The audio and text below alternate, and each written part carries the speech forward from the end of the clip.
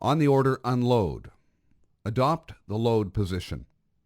Undo the pistol compartment of the holster. Remove the magazine from the pistol and place it in the pistol compartment of the holster. Disengage the safety catch if applied. Cant the pistol slightly to the left and grasp the slide, pulling it back slowly. A round may be ejected. Examine the body and chamber to ensure that they are clear and allow the slide to go forward. Place an empty magazine in the weapon.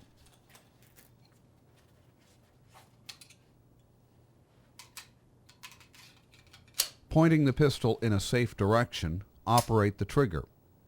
Move the loaded magazine from the pistol compartment to the magazine compartment of the holster. Place the pistol in the holster.